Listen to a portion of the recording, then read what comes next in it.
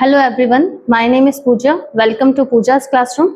हमने last class में number system start किया था, मैथमेटिक्स का टॉपिक, तो उसको आगे हम आज कंटिन्यू करेंगे। हम एक बार रिवीजन कर लेते हैं कि हमने लास्ट क्लास में क्या स्टडी किया था। तो नंबर सिस्टम के अंदर सबसे पहले हमने नेचुरल नंबर्स के बारे में पढ़ा था।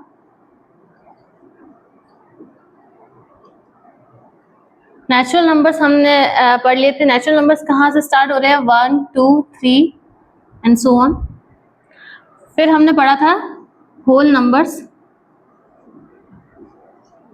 होल नंबर्स के बारे में पढ़ा था हमने। तो नेचुरल नंबर के साथ में अगर हम 0 इंक्लूड कर देते तो वो क्या हो जाएगा? Whole number. ठीक है। इसके बाद में हमें ये पता चल गया कि 1, 2, 3, 4 आ गया। 0 आने से हमारी काउंटिंग आगे कंटिन्यू हो गई। लेकिन अब नेगेटिव नंबर्स नहीं है, तो हम नेगेटिव नंबर्स को अगर हम इसके अंदर होल नंबर्स के अंदर इंक्लूड करते हैं तो वो इंटीजर्स बन जाएंगे। मान ली इंटीजर्स क्या हो जाएंगे हमारे लिए? -3, -2, -1, 0, 1, 2, 3, इस तरह से इनफाइनाइट तक। ठीक है, हमने ये पढ़ लिया था। इसके बाद में हमने एक वेन डायग्राम्स के थ्रू रीजनिंग के भी क्वेश्चंस किए थे कि all whole numbers are integers, true. All natural numbers are whole number, true. All natural numbers are integer, true. क्यों? क्योंकि ये ना नेचुरल नंबर्स में क्या है? 1, 2, 3, 4, जबकि इंटीजर्स के अंदर 1, 2, 3, 4 मतलब ये पॉजिटिव के साथ में 0 एंड नेगेटिव नंबर्स के भी इंक्लूड है। इसके बाद में हमने रेशनल नंबर्स और इरेशनल नंबर्स के ऊपर डिस्कशन किया था। रेशनल नंबर्स के लिए हमने क्या पढ़ा था कि जो भी नंबर फ्रैक्शन में है वो क्या है? रेशनल नंबर्स हैं। p/q फॉर्म में, q 0 नहीं होना चाहिए उसके लिए। ठीक है। अब रेशनल नंबर्स के अंदर कौन कौन से नंबर इंक्लूड हो रहे हैं? सारे नेचुरल नंबर भी क्या है? रेशनल नंबर्स हैं। सारे होल नंबर्स क्या है? रेशनल नंबर्स है। सारे इंटीजर्स क्या है? रेशनल नंबर्स है। इसके बाद में हमने इसके अंदर डेसिमल्स के बारे में स्टडी किया था कि डेसिमल में हमने 2 तरह के डेसिमल्स पढ़े थे। एक तो टर्मिनेटिंग और एक पढ़ा था हमने नॉन टर्मिनेटिंग।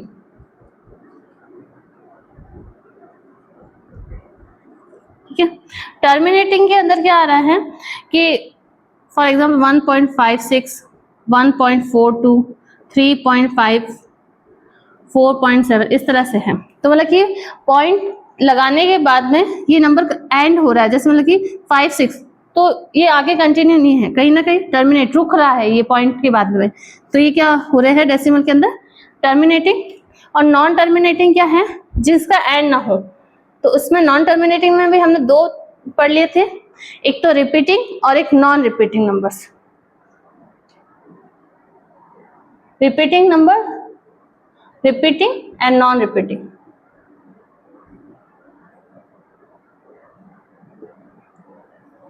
हमने नॉन टर्मिनेटिंग में जो रिपीटिंग नंबर्स पढ़े थे उसके लिए हमने एग्जांपल्स दिया था, जैसे 1.44, कंटिन्यू एग्जांपल ले लेते 5.7676, या फिर ले लेते हैं 4.567567, इस तरह से। तो इसमें क्या हो रहा है? इसमें एक ही नंबर बार बार रिपीट हो रहा है, इसमें 2 नंबर रिपीट हो रहे हैं, इसमें 3 नंबर एक साथ रिपीट हो रहे हैं, लेकिन रिपीट हो रहा है और एंड नहीं हो रहे। नॉन टर्मिनेटिंग मतलब कि जिन नंबर्स का एंड ना हो, पॉइंट्स के बाद में डेसिमल के बाद में ये कंटिन्यू है। नॉन रिपीटिंग में क्या हम एग्जांपल ले सकते हैं 2.34678114 इस तरह से कि, और ये फर्स्ट नॉन टर्मिनेटिंग है क्योंकि इसका एंड नहीं हो रहा है, डेसिमल के बाद में भी कंटिन्यू चल रहा है। और नॉन रिपीटिंग मतलब इसमें जैसे इसके अंदर तो कोई नंबर बार बार रिपीट हो रहा था, मतलब 1 नंबर हो रहा था या 2 नंबर बार बार रिपीट हो रहे थे, 3 नंबर बार बार रिपीट हो रहे, लेकिन इसमें कोई भी नंबर बार बार रिपीट नहीं हो रहा था। तो इसके लिए हमने एग्जांपल ले लिया था सबसे अच्छा कि भाई पाई है, √2 है, √3 है, ये सब क्या है? Non terminating and non repeating numbers. मैंने बताया था NT NR से आप याद कर सकते हैं इसको, non terminating non repeating number. तो ये नंबर्स हमारे पास में क्या है, इरेशनल नंबर्स, इरेशनल नंबर्स, ठीक है। और जो रिपीटिंग नंबर्स है उसमें क्या आ रहा है कि पॉइंट हटाए, ये बार बार आ रहा है नंबर, तो जो नंबर जितनी बार रिपीट हो रहा है उसके ऊपर एक उतना बार, इसके ऊपर जैसे 1.4 बार 5.76 हो रहा है तो 76 के ऊपर बार लग जाएगा, इसमें 5 6 7 के ऊपर बार लग जाएगा। फिर हमने देखा था कि बार हटेगा तो नीचे 9 आ जाएगा, फिर उसको हमने एलसीएम लेके सॉल्व किया तो वो फ्रैक्शन के फॉर्म में हो गया। तो ये भी क्या आ जाएगा, रेशनल नंबर के अंदर। तो डेसिमल के अंदर जो टर्मिनेटिंग नंबर्स है वो रेशनल नंबर्स है, non terminating but repeating number rational numbers है, and non terminating non repeating number क्या है, इरेशनल नंबर्स है। यहां तक हमने पढ़ लिया था। इसके बाद में हमने एक वेन डायग्राम से समराइज किया था, वो भी हम देख लेते हैं।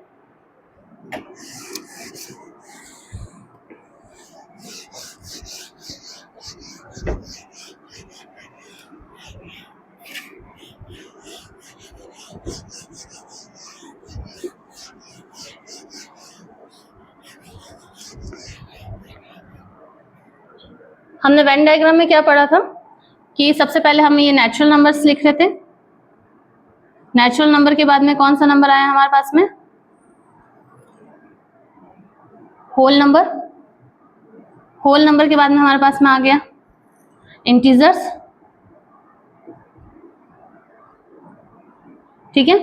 इंटीजर्स के बाद में हमारे पास में आ गया रेशनल नंबर्स,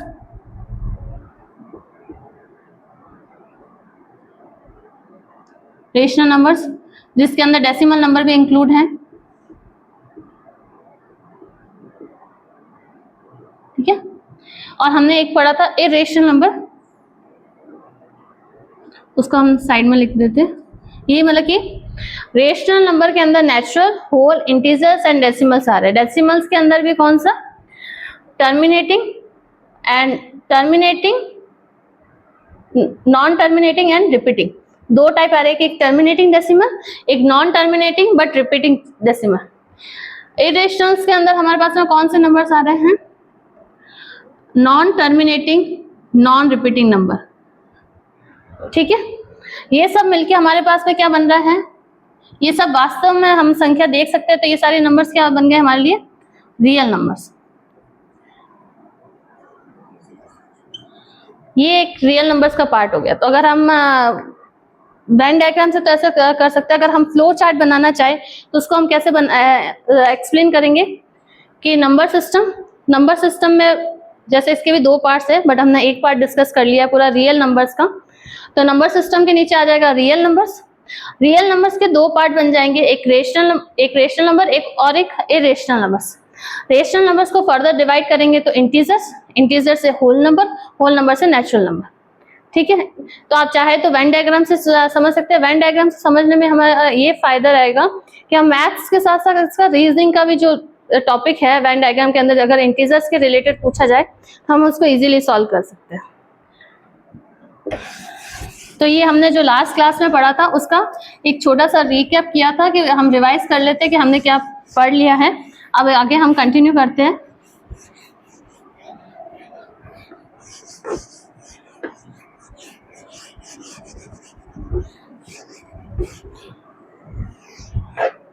जैसे नंबर सिस्टम है, तो नंबर सिस्टम के अंदर इसको दो पार्ट में कर सकते हैं हम डिवाइड।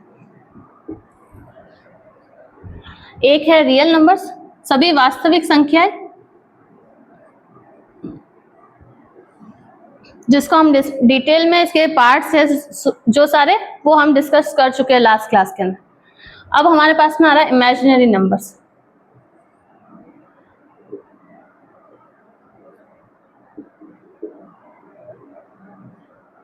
ये क्या हो गया, काल्पनिक संख्या है।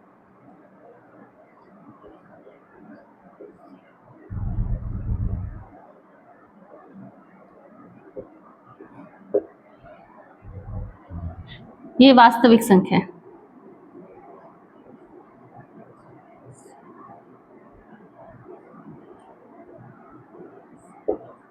जो संख्या सच में है उसको तो हम वास्तविक संख्या पढ़ लेते हैं, तो इमेजिनरी नंबर नाम से पता चल रहा है क्या है, काल्पनिक संख्या। काल्पनिक संख्या कैसे, जो संख्या कभी हो ही नहीं सकती। मोस्टली सबसे इजी एग्जांपल्स हम क्या देखते हैं, रूट के अंदर कोई भी नेगेटिव नंबर हो तो वो क्या है, काल्पनिक संख्या है। फॉर एग्जांपल माइनस का 25 रूट, तो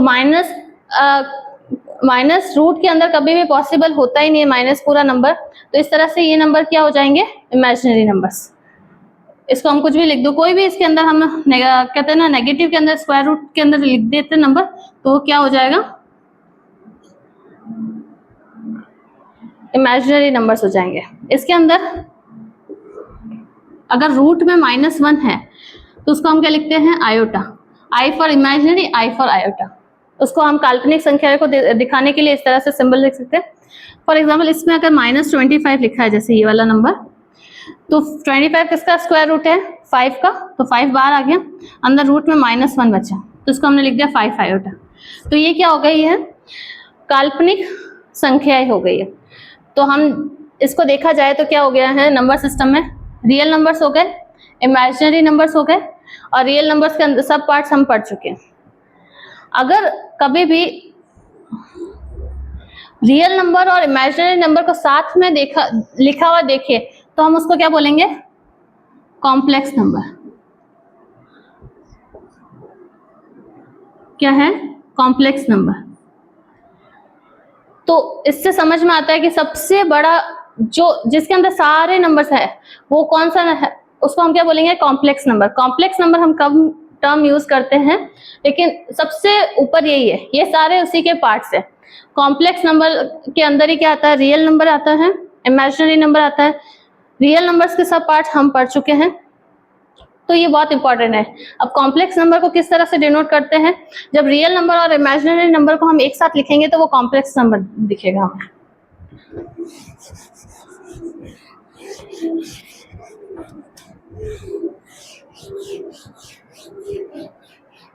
कॉम्प्लेक्स नंबर को हम हिंदी में सम्मिश्र संख्याएं भी बोलते हैं।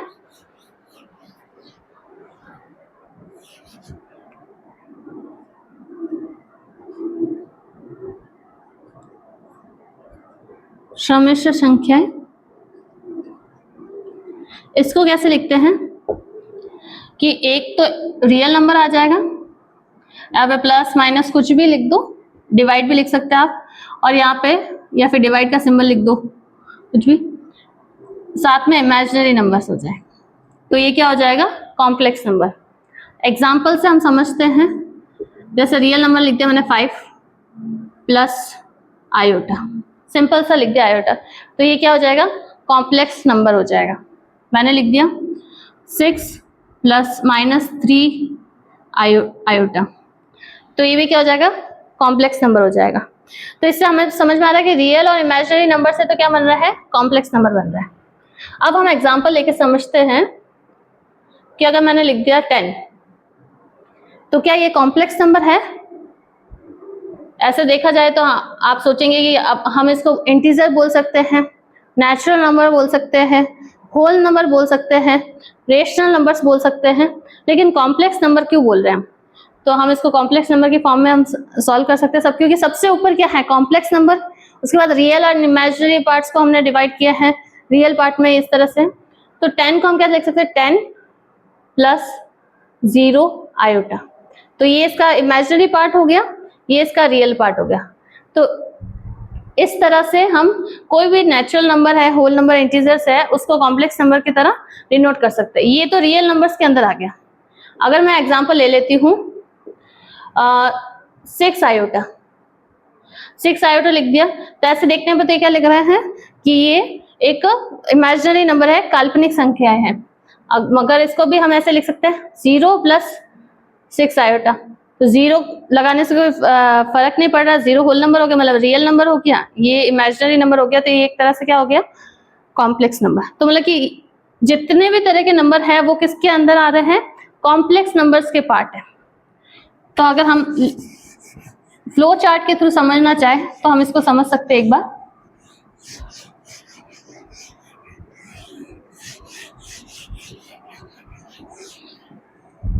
कि सबसे बड़ा क्या है, कॉम्प्लेक्स नंबर, आप चाहे तो इसको साथ साथ में फ्लो चार्ट को बना सकते हैं, यूजफुल रहेगा आपके लिए। कॉम्प्लेक्स नंबर मतलब all real and imaginary numbers are include in complex number. इसको कर दिया रियल नंबर्स, इसको कर दिया इमेजिनरी नंबर्स। फिर रियल नंबर्स को तो हमने दो पार्ट्स में हमने देखा था, रियल नंबर्स का वेन डायग्राम बनाया था। तो इरेशनल वाला पार्ट अलग था और रेशनल वाले पार्ट के अंदर सब कुछ था। तो हम इसको पहले इरेशनल कर देते हैं। यहाँ पे इरेशनल नंबर इधर आ जाएगा, रेशनल नंबर, रेशनल नंबर्स। अब रेशनल नंबर्स के अंदर हमने क्या पढ़ा था? इरेशनल नंबर के अंदर हमने पढ़ा था non terminating non repeating numbers को हम इरेशनल नंबर पढ़ रहे थे। रेशनल नंबर्स के अंदर हमारे पास में क्या पार्ट्स आ रहे थे? सबसे पहला इंटीजर्स, इंटीजर्स के साथ में फिर इंटीजर के अंदर और कौन सा आ जाता है हमारे पास में? Whole number. होल नंबर से हमारे पास में क्या आ रहा है? Natural number. ठीक है, ये इस तरह से एक पूरा का पूरा फ्लो चार्ट बन गया है नंबर सिस्टम को समझने के लिए। तो अगर हम कॉम्प्लेक्स नंबर को डिफाइन करना चाहते हैं तो हम किस तरह से लिख सकते हैं? All real and imaginary numbers, या फिर हम इसको लिख सकते हैं it combines real and imaginary numbers. तो हमने इसमें सबसे पहला नंबर सिस्टम के अंदर जितने भी तरह के नंबर्स हैं हमारे पास में उसका क्लासिफिकेशन हमने पढ़ लिया है।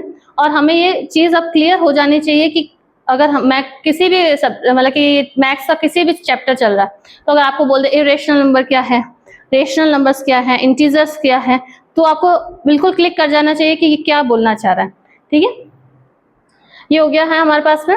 अब हम कुछ सिंपल बेसिक टाइप होते हैं वो पढ़ लेते हैं, जैसे ऑड नंबर्स, इवन नंबर्स क्या होता है, प्राइम नंबर क्या होता है, को प्राइम क्या होता है, कंपोजिट नंबर्स क्या होते हैं। इन सब के बारे में भी साथ में स्टडी कर लेते हैं ताकि ये हमारा टॉपिक कंप्लीट हो जाएगा।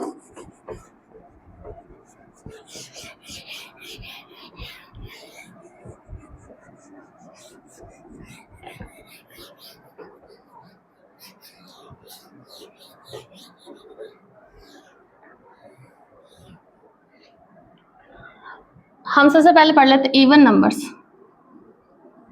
इवन नंबर्स सबसे सिंपल सम संख्याएं। सम संख्याएं कौन सी होती हैं? जो 2 से विभाजित होती है, डिविजिबल बाय 2 होती है। 0 हो गया, 2 हो गया, 4, 6, 8। ठीक है, सिंपल सा। ऑड नंबर्स विषम संख्याएं। विषम संख्याएं कौन सी हो जाती है? जो 2 से विभाजित नहीं होती है। कौन सी हो जाएगी? 1 हो गया, 3 हो गया, 5 हो गया, 7 हो गया, 9 हो गया, इस तरह से। ठीक है, जो पूर्णतः विभाजित हो जाए 2 से तो वो तो हो जाएगी इवन, और जो नहीं हो पाए 2 से विभाजित वो हो जाएगी ऑड नंबर्स। फिर हम पढ़ते हैं प्राइम नंबर्स। प्राइम नंबर्स बहुत इंपॉर्टेंट होते हैं। प्राइम नंबर में हम क्या बोलते हैं? इसके 2 फैक्टर्स होते हैं। प्राइम नंबर के कौन से क्या कितने फैक्टर्स होते हैं? 2। एक तो 1 और एक वो खुद नंबर।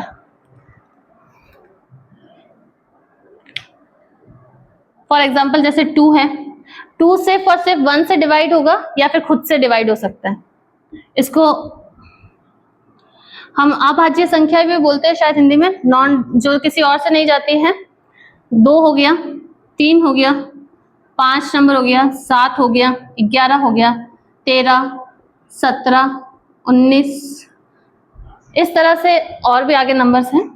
ये सब क्या है? प्राइम नंबर्स है। जो इसके कितने फैक्टर्स है? 2 फैक्टर्स होने चाहिए, एक तो 1 और एक उसका खुद का जो नंबर है वो 1 प्लस नंबर होना चाहिए। ठीक है, तो इसके 2 फैक्टर्स हो जाएंगे। प्राइम नंबर के बाद में आ जाता है कंपोजिट नंबर। कंपोजिट नंबर में क्या आता है?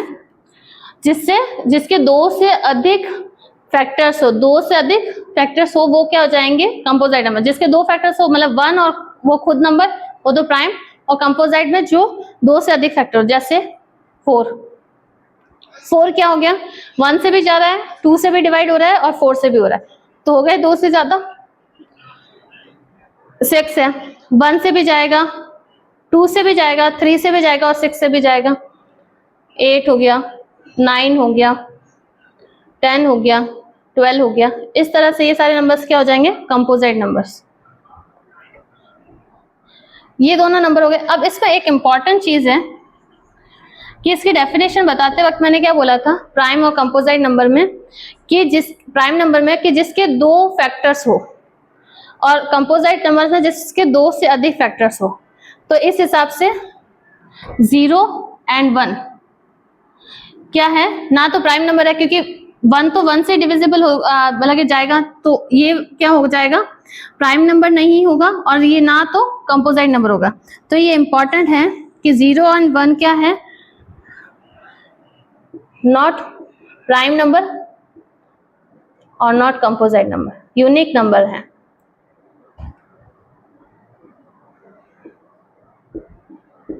ठीक है, ये सिंपल सा चीज है कि इवन नंबर क्या हो गया, ऑड नंबर क्या हो गया, प्राइम नंबर क्या हो गया और कंपोजिट नंबर क्या हो गया। अब हम नेक्स्ट करते हैं को प्राइम नंबर्स क्या होते हैं।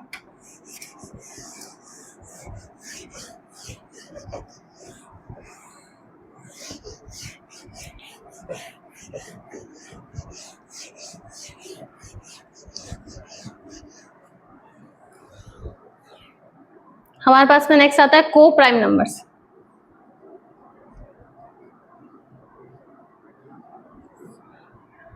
सहभाज्य संख्या है, क्या बोलते हैं इसको हिंदी में, सहभाज्य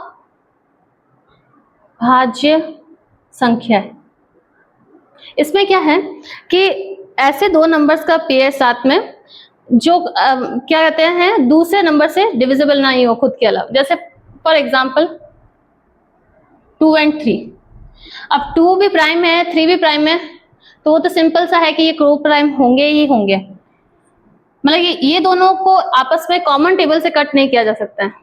नेक्स्ट हम जैसे ले लेते हैं 4 एंड 5, तो सिंपल है, इसमें क्या हो गया, ये तो कंपोजिट नंबर हो गया, ये प्राइम नंबर हो गया, तो इसको भी हम दोनों कॉमन, कोई भी ऐसे टेबल नहीं है जिससे इसको कट किया जा सकता है इन दोनों को। फॉर एग्जाम्पल 4 एंड 9 ले लिया, तो ये दोनों ही क्या है कंपोजिट नंबर है, लेकिन ये साथ में क्या है को प्राइम नंबर है। क्यों, क्योंकि इन दोनों का कोई भी ऐसा कॉमन नंबर नहीं है जिससे हम इसको कैंसिल कर सकते हैं, डिवाइड कर सकते हैं। तो ऐसे नंबर्स क्या हो जाएंगे को प्राइम नंबर्स हो जाएंगे। इंपॉर्टेंट है कि प्राइम नंबर के सहभाज्य संख्या कौन सी होती है, जो खुद तो प्राइम नंबर हो या ना हो जरूरी नहीं है, लेकिन इनके जो कॉमन टेबल हो वो 1 के अलावा कुछ नहीं होना चाहिए। जैसे इन दोनों का सिर्फ 1 कॉमन फैक्टर आ रहा है, इन दोनों का कोई भी कॉमन फैक्टर नहीं है, इन दोनों का भी कोई कॉमन फैक्टर नहीं है। जैसे इनके फैक्टर्स क्या है 1 और 2 एंड 1 एंड 3, तो 1 के अलावा कोई भी फैक्टर हो, जैसे इसका 4 है तो 4 का क्या होता है 1, इसके फैक्टर्स कितने 1 2 एंड 4, ये फैक्टर होगा। 5 का क्या होता है 1 एंड 5, तो इसमें 1 के अलावा कोई भी दूसरा नंबर नहीं है कॉमन जिससे ये कैंसिल आउट हो सके। जैसे 4 है यहाँ पे 1 2 4, 9 है तो इसमें हो जाएगा 1 3 9, तो इसमें भी कोई भी नंबर कॉमन नहीं है जिससे ये कैंसिल आउट हो जाए। तो ये सारे नंबर्स क्या हो जाएंगे सहभाज्य या को प्राइम नंबर हो जाएंगे। ठीक है, अब नेक्स्ट नंबर हम पढ़ लेते हैं ट्विन प्राइम।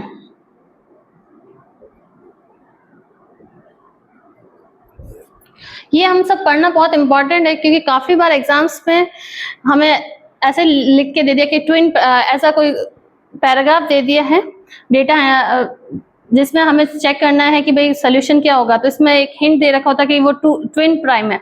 तो अगर हमें इसकी डेफिनेशन ही नहीं पता होगी कि ट्विन प्राइम नंबर्स होते क्या है तो हम उसको सॉल्व कैसे करेंगे। ट्विन प्राइम नंबर्स में क्या होते हैं, प्राइम नंबर्स 2 ऐसे जिनके बीच का डिफरेंस कितना होना चाहिए 2 होना चाहिए। फॉर एग्जाम्पल 3,5, 3 भी प्राइम नंबर है, 5 भी प्राइम नंबर है, और इन दोनों का डिफरेंस भी कितना है 2 है। 5 एंड 7 ये दोनों प्राइम नंबर है और इन दोनों के बीच का क्या है डिफरेंस भी 2 है। इसी तरह से 11 एंड 13 ये दोनों भी प्राइम नंबर हैं और डिफरेंस कितना है 2 है।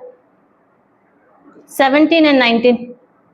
तो ये ऐसे पेयर्स हो गए जिनके जो खुद भी प्राइम नंबर हो और इनके बीच का डिफरेंस कितना हो, 2 हो। को प्राइम में क्या है कि जरूरी नहीं है कि प्राइम नंबर हो, लेकिन इनके बीच का कॉमन फैक्टर 1 के अलावा कुछ और नहीं होना चाहिए। ठीक है, आप इसको नोट डाउन भी कर सकते हैं। एक बार शॉर्ट मतलब कि आप अपने शॉर्ट नोट्स जरूर बनाएं, एग्जाम में वही ज्यादा यूजफुल रहता है। हम सब कुछ एक साथ नहीं पढ़ सकते, तो छोटे छोटे पॉइंट्स के तौर पे अगर आप लिखेंगे तो एग्जाम में रिवीजन के लिए आपको बहुत इजी हो जाएगा। कुछ एग्जांपल्स के साथ में लिख दीजिए, क्योंकि अगर आप पूरी परिभाषा लिखते हैं कि जैसे 2 prime numbers having difference between 2, तो दो प्राइम नंबर्स जिसके बीच का डिफरेंस 2 हो, तो पूरा लैंग्वेज में लिखने की जगह आप कुछ एग्जांपल्स लिखेंगे तो आपको जल्दी समझ में आ जाएगा। ठीक है, हमने पढ़ लिया था को prime, twin prime.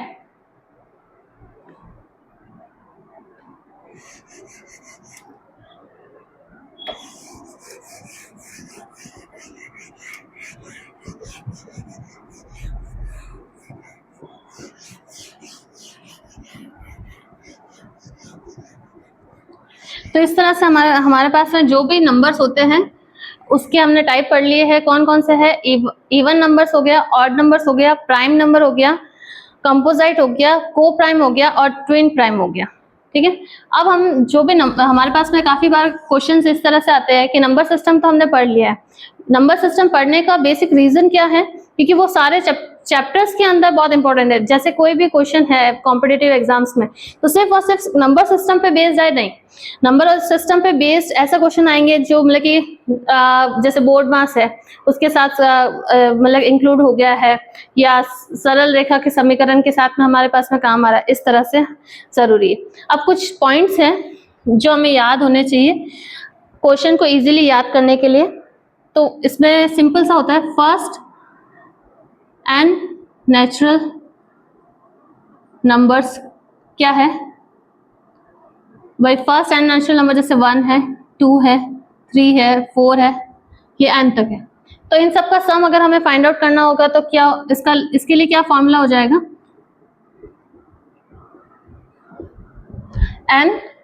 n plus 1/2।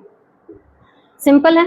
इस फॉर्मूले को हमें चेक करना है तो हम चेक भी कर सकते हैं। फॉर एग्जाम्पल n बराबर 3 है, n बराबर 3 है तो मतलब कि 1 + 2 + 3। ये एग्जाम्पल के लिए बता रही हूँ क्योंकि n तो बहुत बड़ा भी नंबर हो सकता है इसलिए। तो इसमें n बराबर 3 है, तो अगर इस फॉर्मूले में पुट करेंगे तो 3 + 1/2, तो 3 × 4/2, 2 1 = 2, 2 2 = 4, 2 3 = 6। कितना आंसर आ गया, 3 + 2 से 5 + 1 6। तो ये भी 6 है, ये भी 6 है। तो n प्राकृत संख्याओं का योग किसके बराबर होता है, n + 1/2।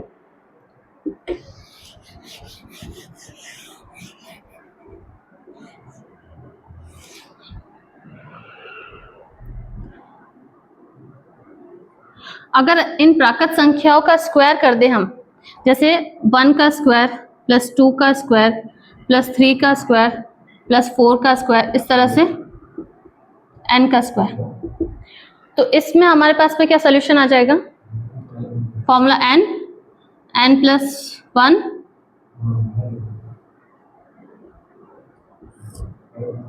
Upon 6, n + 1 2n + 1/6।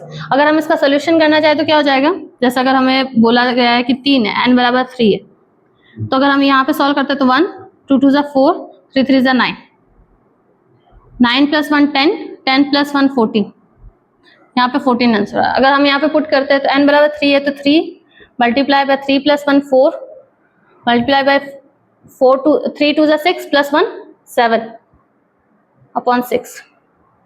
तो 3 1 = 3, 3 2 = 6, 2 1 = 2, 2 2 = 4, 7 2 = 14।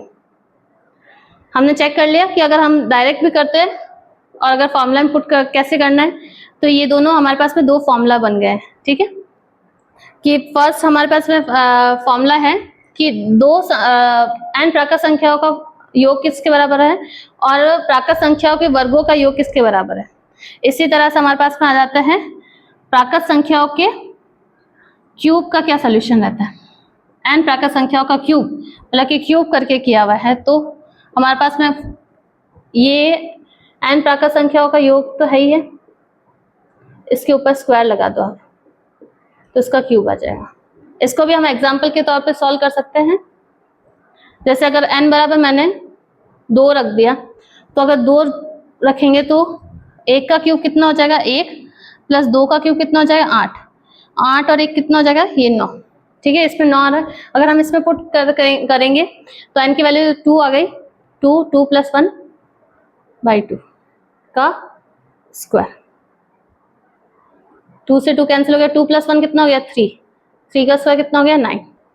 तो इस तरह से हमारे पास में जो बेसिक कुछ फॉर्मूलाज है वो हमें याद होना चाहिए कि n प्राकृत संख्याओं का योग n प्लस 1 बाई 2, n प्राकृत संख्याओं के वर्गों का योग n plus 1, 2n plus 1 by 6, और n प्राकृत संख्याओं के क्यूब का योग कितना हो जाएगा सम n प्लस 1 बाई 2 का स्क्वायर।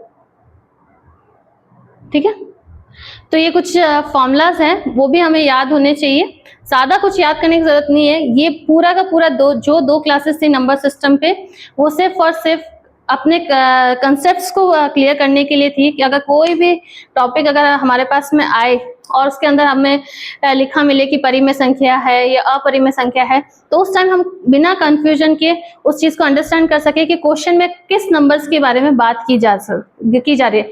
जिस तरह से ऐसा कोई पैराग्राफ आ गया, उसको सोल्यूशन करना है, उसमें बोल दिया कि एक ऐसा नंबर जो धनात्मक प्राइम नंबर हो, पॉजिटिव प्राइम नहीं, धनात्मक इवन प्राइम नंबर हो। तो इवन प्राइम नंबर हमारे पास में सिर्फ और सिर्फ क्या है 2, क्योंकि प्राइम नंबर हमारे पास में कहां से शुरू होता है 2 3 4 5 सॉरी 2 3 5 7 इस तरह से। तो 3 है, 5 है, 7 है, ये सब क्या है ऑड नंबर से, सिर्फ और सिर्फ 2 इवन नंबर से। तो इवन प्राइम नंबर सिर्फ और सिर्फ क्या है हमारे पास में 2 है। ठीक है, इस तरह से एक बार आप इसको स्क्रीनशॉट भी ले सकते हैं। एक हम लास्ट एक और नंबर पढ़ लेंगे, परफेक्ट नंबर। परफेक्ट नंबर को लेके बच्चों को बहुत ज्यादा कंफ्यूजन रहता है, तो आज हम उसको भी क्लियर कर देते हैं। एक लास्ट इस नंबर सिस्टम का टॉपिक रह जाता है परफेक्ट नंबर्स। इसके ऐसे n प्राकृत संख्याओं का योग और ऐसा खूब सारे फॉर्मूलेज आपको मिल जाएंगे, लेकिन ज्यादातर आप जो बेसिक 2-3 फॉर्मूलेज हैं उसको याद कर लेंगे तो उससे आपका क्वेश्चन सॉल्व हो सकता है।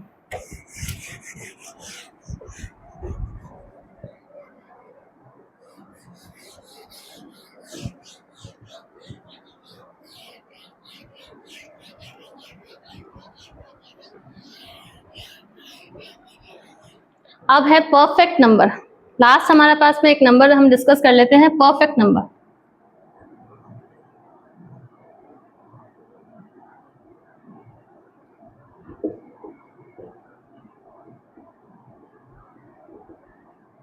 Perfect number. अब परफेक्ट नंबर पढ़ सुनते हमें क्या समझ में आता है कि ऐसा हो सकता है कि शायद जो पूर्ण वर्ग हो किसी का, जैसे 4 है 9 है, ये इस तरह से नहीं है। इसको हम एग्जाम्पल से समझेंगे, क्योंकि परिभाषा से ज्यादा हम अगर एग्जाम्पल से कुछ क्वेश्चन को सॉल्व कर रहे हैं तो इजी रहेगा। हमने ले लिया एग्जाम्पल के तौर पे 6 ले लिया मैंने, 6 एक नंबर ले लिया। अब हमें पता है कि 6 के फैक्टर्स क्या क्या हो सकते हैं। 6 का फैक्टर होता है 1, 6 का फैक्टर होता है 2, 2 से भी डिविजिबल होता है, 3 से भी होता है और 6। ये 6 के फैक्टर्स है हमें पता है। अब जो भी इसके फैक्टर्स है उसमें जो ये ओरिजिनल नंबर होता है उसको छोड़ के उसको हटा दो, बाकी जो रिमेनिंग जितने भी फैक्टर्स है उन सबका प्लस कर दो। कितना हो रहा है 1 प्लस 2 प्लस 3, किसके बराबर आ गया 3 प्लस 2 प्लस 1 6। तो 6 इससे डिवाइड 6 नंबर इससे डिवाइड हो सकता है, बिल्कुल हो सकता है, डिवाइड कर सकते हैं। तो ये एक तरह से क्या बन जाएगा परफेक्ट नंबर। तो स्मॉलेस्ट परफेक्ट नंबर कौन सा है 6। स्मॉलेस्ट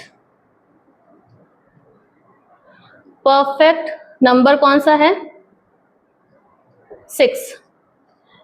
क्या समझ में आता है इसमें कि कोई भी नंबर दे रखा है उसके सबसे पहले फैक्टर्स फाइंड आउट कर दो, फैक्टर्स फाइंड आउट करने के बाद में जो ये लास्ट नंबर खुद का बचता है उसको हटा दो और बाकी जितने भी फैक्टर्स है उसको प्लस कर दो।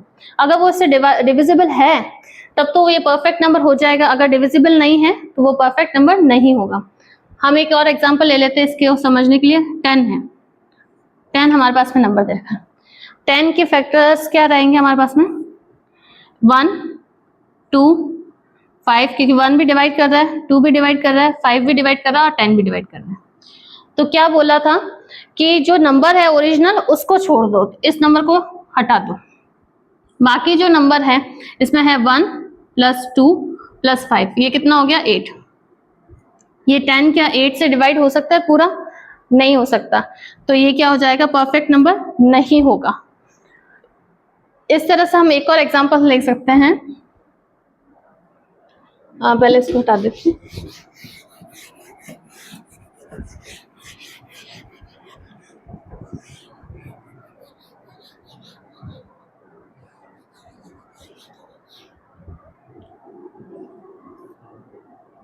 ट्वेंटी एट मैंने नंबर ले लिया, तो 28 के फैक्टर्स क्या हो सकते हैं?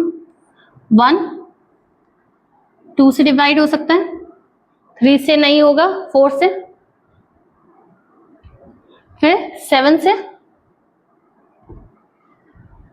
फिर किससे हो जाएगा 12 से, सॉरी 14 से, 14 2 से 28, ठीक है, और लास्ट आ जाएगा 28। तो ये 28 के क्या हो गए, फैक्टर्स हो गए हमारे पास में।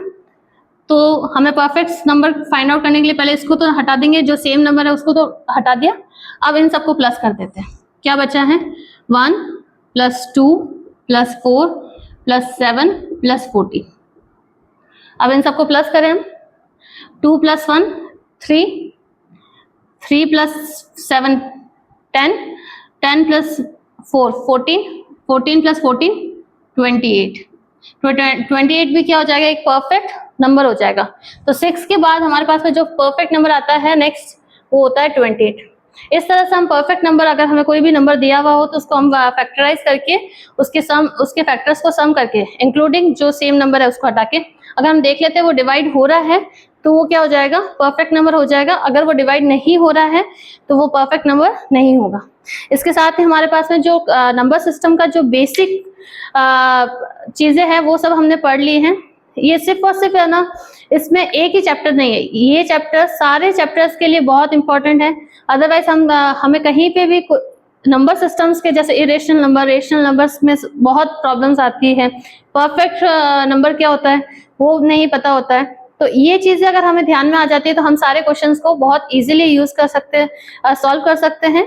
और ये सारी चीजें मतलब कि हमारे स्कूल में भी बहुत यूज आती है, और हमारे कॉम्पिटिटिव एग्जाम में, भले बैंक हो, एसएससी हो, रेलवेज हो, किसी में भी ये सब के लिए इम्पोर्टेंट है। तो अगर आपको ये वीडियो पसंद आया है तो प्लीज इसको लाइक, शेयर और सब्सक्राइब करिए। Thank you.